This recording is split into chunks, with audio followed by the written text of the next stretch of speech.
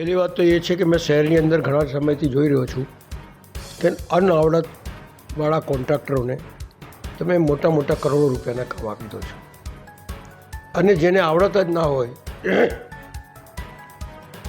અને આ એ નગરી છે જેના સયાજીરાવ ગાયકવાડનું પ્લાનિંગ આખા દેશમાં વખણાતું. આજથી 125 વર્ષ 150 વર્ષ પહેલાં જે પાણીની લાઈન નાખી તે અત્યાર સુધી ચાલી. અને બીજું, ગ્રેવિટીથી પાણી આવે, વગર વીજળીએ પાણી 3 માળ સુધી ચડે એ પ્રમાણેનું પ્લાનિંગ. અહીંયા તો કોઈ પ્લાનિંગ જ નથી.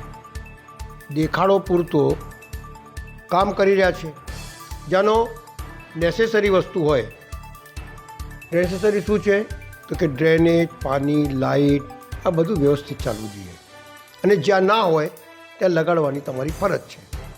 અનગઢ વહીવટ એટલે કેટલા ડીપ તમારે જવું છે, એ ડીપમાં કઈ કઈ લાનો છે, એ પહેલાં તમારે એની મોનિટરિંગ કરવી જોઈએ, એને ચકાસવું જોઈએ અને પછી કામ કરવું.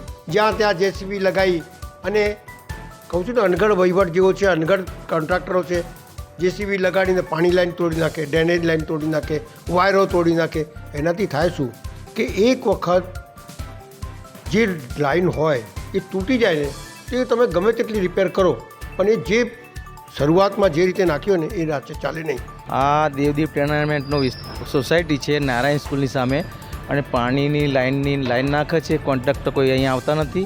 અને પાણીની લાઈન તૂટી ગઈ છે અને ગટરની લાઈન તો હપુચલ તૂટી ગઈ. હવે પાણી કેટલા દિવસ સુધી નહીં આવે નક્કી નથી, એટલે એની તાત્કાલિક માટે એની વ્યવસ્થા કરે.